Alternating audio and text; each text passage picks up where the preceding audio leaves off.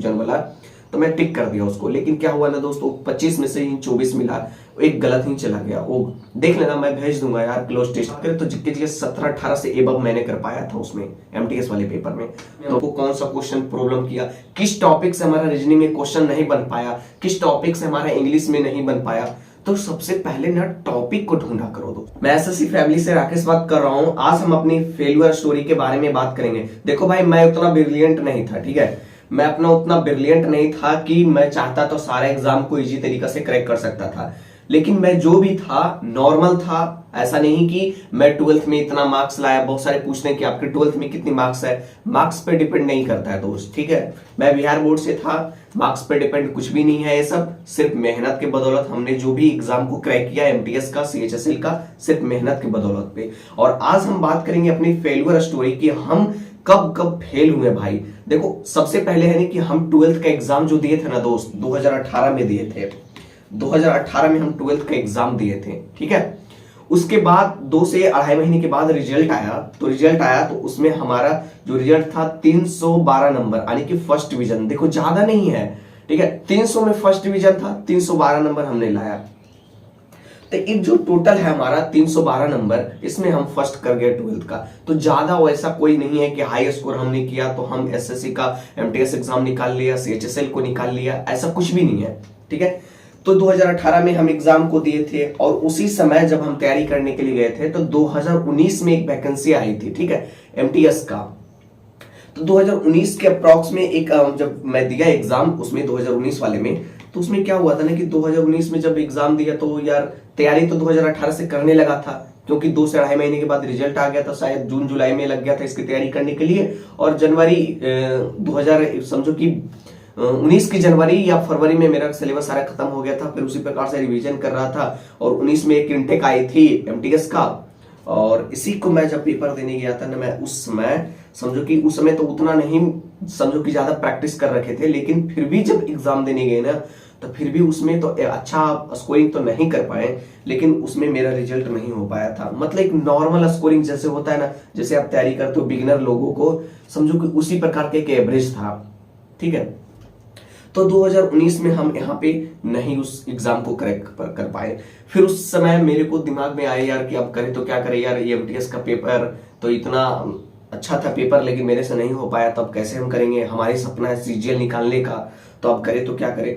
फिर 2019 से फिर से उसी समय से जब मेरे मन में एक ख्याल आया कि अब नहीं, अब ऐसे काम नहीं चलेगा, अब हमको कुछ बदलना पड़ेगा। फिर 2019 के लास्ट में फिर एक इंटेक आता है, ठीक है, 2019 के लास्ट में, क्योंकि एमटीएस का ऐसे तो दो बार आ जाता है। लेकिन 2019 के जब लास्ट में हुआ था ना, तो शायद मुझे याद नहीं है, दिसंबर या नवंबर के आसपास में ऐसे कुछ वैकेंसी आया था। तो उस समय में मैं फिर से उस फॉर्म को डाला और फिर 2020 में जाके उसको फॉर्म को एग्जाम हुआ उसका।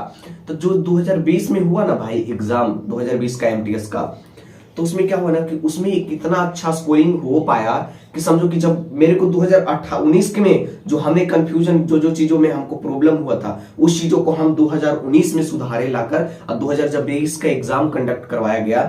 तो उसमें क्या है ना कि उसमें एग्जाम को तो क्रैक नहीं कर पाए, लेकिन एक ऐसा एवरेज स्कोरिंग कर पाए कि समझो कि अब मेरे को फिर आइडिया लगा कि यार समझो कि मैं अगर पहले भी अगर अच्छा से किया होता तो समझो कि मेरे को अभी दिक्कत नहीं होता। लेकिन जो 2018 में जो गलती हमने किया था ना, वो 2019 में आके सुधारना पड़ा। समझ रहे हो? तो 2018 का गलती हमने 2019 में सुधारा। ऐसा हमको पता चला कि हमें क्या क्या किन चीजों में प्रॉब्लम आया था। अब हम बात करेंगे क्या कि 2019 में जब हम सुधार लिया था, एक अच्छा स्कोर हमने कर पाया एमटीएस एग्जाम में, ठीक है। लेकिन एग्जाम क्रैक नहीं हो पाया दोस्त मेरे से, ठीक है। मैं आप अपनी फेलियर स्टोरी बताऊंगा। तो 2019 में भी मेरे से नहीं हो पाया, 2019 का एग्जाम 20 में करवाया, 20 में भी नहीं हुआ। फिर मैंने आराम से फिर से तैयारी किया कि अब की बार तो पेपर को फोड़ना है तो फोड़ना। ऐसा नहीं है यार कितना ब्रिलियंट हो कि एक बार में गया एग्जाम पेपर बैठा निकाल के चला आया, ऐसा नहीं होता है, ठीक है। चीजों को सीखना पड़ता है, चीजों को रियलाइज करना पड़ता है कि हम पेपर अगर दे रहे हैं तो हमें किस किस सब्जेक्ट पे ज्यादा करना पड़ेगा और कौन सा सब्जेक्ट हमारे एग्जाम में ज्यादा दिक्कत किया, हमें मैथ में प्रॉब्लम किया कि इंग्लिश में प्रॉब्लम किया कि जीके जीएस में प्रॉब्लम किया। इस चीजों पे हमने वर्क किया, ठीक है ना दोस्त। तो इस चीजों पे हमने वर्क किया। और बात रहा कि जब हमने 2020 में हुआ खत्म, फिर 2021 में एक इंटेक आया। एक इंटेक आया 2021 में, तो उसमें फिर 2022 में उसका एग्जाम कंडक्ट करवाया गया, जो कि शायद जुलाई में उसको एग्जाम कंडक्ट करवाया गया था 2022 के जुलाई में, जुलाई के आसपास। तो जब उस एग्जाम में हम दिए ना, तो मैं स्कोरिंग भेज दूंगा अपने टेलीग्राम पे। उसमें क्या ना कि मैं सारी गलती को सुधार रखा था, ठीक है। और मेरे को प्रॉब्लम थोड़ा जीके में ज्यादा लगता था दोस्त, मैं उस चीजों पे बहुत ज्यादा वर्क करता था, क्योंकि मैथ जो था मेरा ठीक था, एवरेज में सही था, मैं ज्यादा ब्रिलियंट नहीं था, एवरेज सही था। इंग्लिश की बात करें तो इंग्लिश मेरा बचपन से ही सही था मेरा दोस्त। आप लोग बोलते हो कि इंग्लिश पे वीडियो बनाओ भाई, कैसे आपने तैयारी किया, तो भाई मैं बचपन से मैं उस चीजों पे वर्क किया हूं। और बचपन से मैं जब इंग्लिश पढ़ता था ना, तो मेरे को इंग्लिश में ज्यादा इंटरेस्ट आता था, ठीक है। इसलिए मेरा थोड़ा अभी से लेकर बचपन से लेकर अभी तक मेरा इंग्लिश अच्छा है। आपको भी मैं बताऊंगा दोस्त कि कैसे करना है, ठीक है, घबराना मत। और 2019 में जब हो गया यहाँ पे क्लियर, सब चीज हो गया यहाँ पे। 2000 जब 22 का इंटेक आया था, 2021 में जब 2022 का जनवरी में वैकेंसी आया था, और जुलाई में उसका एग्जाम कंडक्ट करवाया गया था 2022 में। तो मैं जब एग्जाम देने गया ना भाई, तो समझो कि इतनी अच्छी पेपर और इतनी अच्छी सब कुछ, रीजनिंग में मैंने 25 स्कोरिंग किया, 25 क्वेश्चन आते हैं, 25 स्कोरिंग किया। मैथ की अगर बात करें तो 25 में से 25 स्कोरिंग किया। इंग्लिश की बात करें तो इंग्लिश मैंने 24 कर पाया, क्योंकि एक जो था ना क्लॉज टेस्ट का क्वेश्चन, वो मेरे को बहुत थोड़ा लग रहा था कंफ्यूजन टाइप का। तो मैं सोचा कि इसको बनाऊं कि नहीं बनाऊं, फिर मैं सोचा कि चलो कर देता हूं, टिक कर देता हूं। हो सकता है कि अगर बाय द चांस मेरे को कंफ्यूजन हो, अगर वो चीज मेरे को कंफ्यूजन लग रहा है, हो सकता है ये सही बात है कंफ्यूजन वाला, तो मैं टिक कर दिया उसको। लेकिन क्या हुआ ना दोस्तों, 25 में से ही 24 मिला, एक गलत ही चला गया। वो देख लेना, मैं भेज दूंगा यार, क्लोज टेस्ट का था। और जीके जीएस की बात करें तो जीके जीएस 17-18 से एबव मैंने कर पाया था उसमें, एमटीएस वाले पेपर में। तो मेरे को क्या है ना कि जिस चीजों पे हमको प्रॉब्लम हुआ दोस्त, उस चीजों पे हमने वर्क किया था, ठीक है। तो सेम इस स्टोरी से आपको क्या पता चलता है कि अगर आप पेपर देते हो, एक बार आप पेपर देना है एमटीएस का, अब आपको पता, जैसे अभी आपने पेपर दिया है या नहीं दिया है, तो एक बार आप ट्राई करना देने के लिए पेपर देना, तो आपको एक पता चल पाएगा, आइडिया लग पाएगा कि हम पेपर अगर दे रहे हैं दोस्त, तो हमें कौन कौन सा सब्जेक्ट, अभी तो तैयारी आपकी चल रही है, पेपर आप दोगे तो पेपर से आपको क्या पता चलेगा कि हम कितना तैयारी कर चुके हैं, कौन कौन सब्जेक्ट में हमको प्रॉब्लम हुआ। जब सिस्टम पे हमारा टेस्ट आया, ऑनलाइन एग्जाम हुआ हमारा, तो मैथ में हमको कौन सा क्वेश्चन प्रॉब्लम किया, किस टॉपिक से हमारा रीजनिंग में क्वेश्चन नहीं बन पाया, किस टॉपिक से हमारा इंग्लिश में नहीं बन पाया।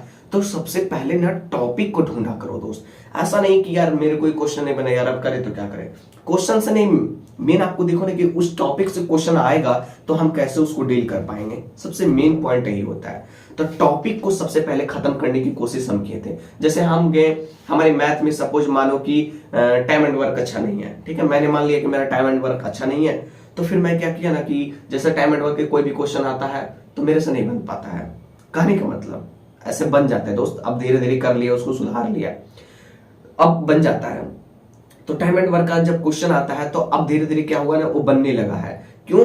क्योंकि उस पे अच्छे से मैंने वर्क किया, उस पे मैंने ना 2 से 3 दिन तक का टाइम दिया था टाइम एंड वर्क पे कि आखिर क्यों नहीं, मेरे से गलती क्यों हो पाता है, कॉन्सेप्ट में क्यों प्रॉब्लम हो जाता है। आखिर मैं जो टीचर बताया उस क्वेश्चन को तो बना लेते हैं, लेकिन अगर क्वेश्चन थोड़ा सा भी अगर लैंग्वेज अगर घूम कर आ जाए, थोड़ा सा भी अगर लैंग्वेज में ट्विस्ट किया जाए, अगर चेंज किया जाए, तो फिर वो नहीं बन पाता था यार।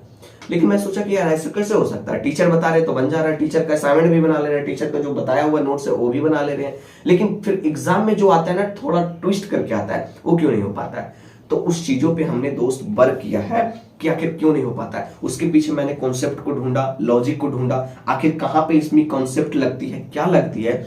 जब वैसा क्वेश्चन 2-3 टाइप के आप बनाओगे ना दोस्त, तो समझना ना कि आप धीरे धीरे एक अच्छी लेवल तक पहुंच जाओगे, ठीक है। मैं आपकी सीक्रेट चीजों के बारे में यहाँ डिस्कस करने जा रहा हूं कि अगर आप उस चीजों पे, जो चीजों को मैंने यहाँ किया, जिस टॉपिक से मुझे प्रॉब्लम होता था, जैसे मैंने 2018 में एग्जाम दिया था फर्स्ट बार, मेरे को जो टॉपिक में प्रॉब्लम हुआ, यार इस टॉपिक से नहीं बना मेरे से क्वेश्चन, यार अब करें तो क्या करें, उस टॉपिक को फिनिश किया। 2019 में गया तो फिर जब 2019 में एग्जाम हुआ तो उसमें मैं बहुत अच्छे लेवल तक सुधार कर लिया था, लेकिन पेपर नहीं निकल पाए दोस्त। झूठ नहीं बोल रहे, ठीक है, मेरे से पेपर नहीं निकल पाया, सही बात है।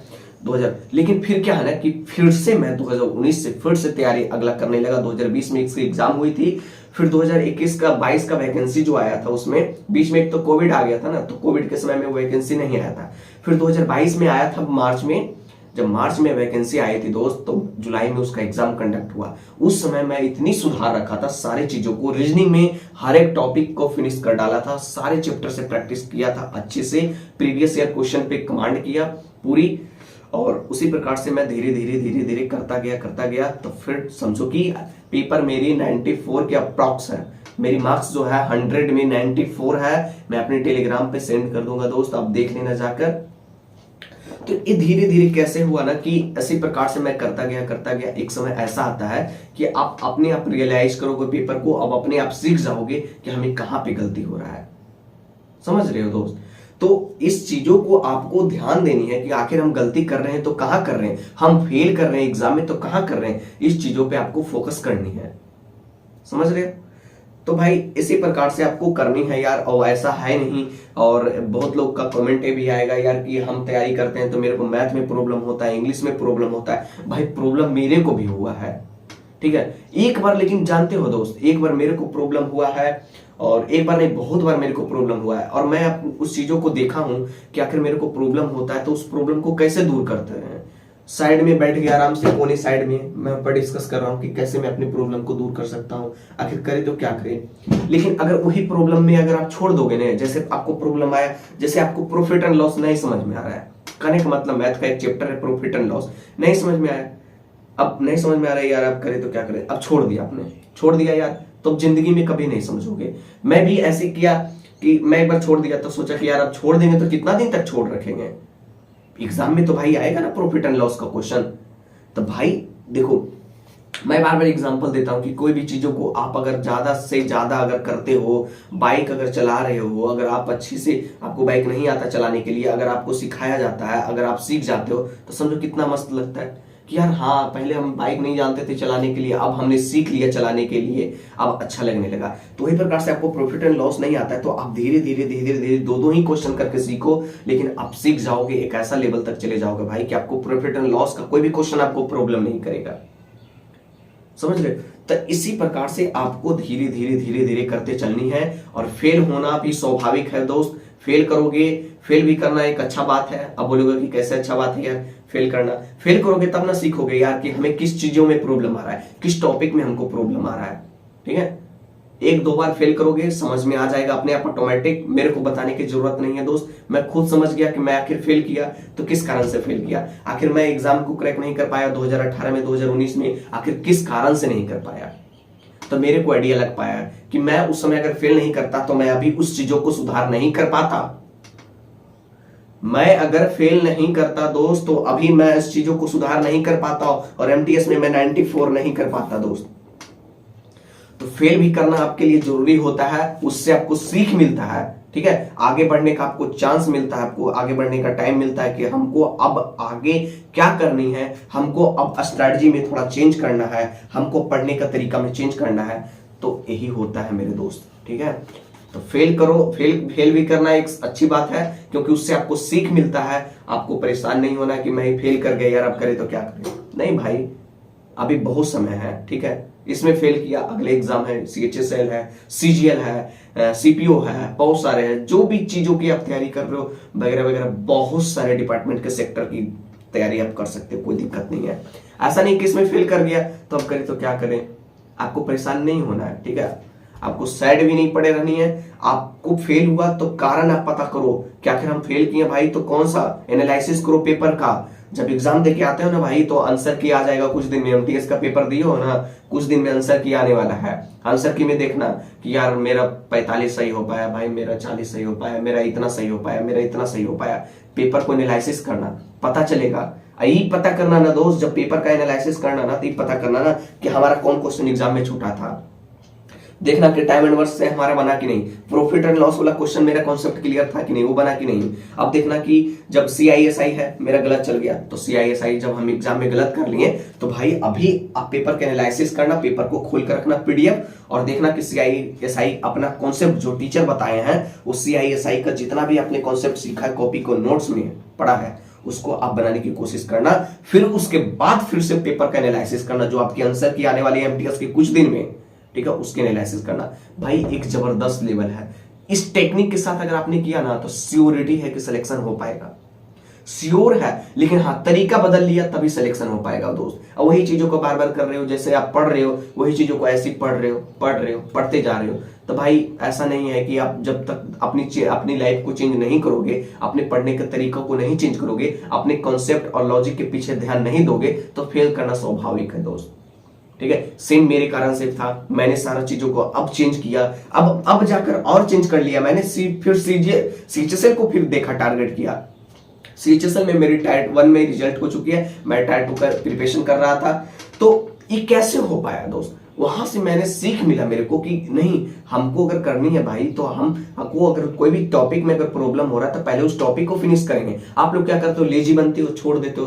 तो छोड़ो नहीं यार, क्या दिक्कत है, एक टॉपिक से प्रॉब्लम है, 1 नंबर जाएगा तो जाएगा, क्या दिक्कत है, फिर से करेंगे। जितना टॉपिक है उसे टॉपिक है, कमांड कर रहे हैं, जो टॉपिक आपसे नहीं बन रहा है उसको आप छोड़े जा रहे हो।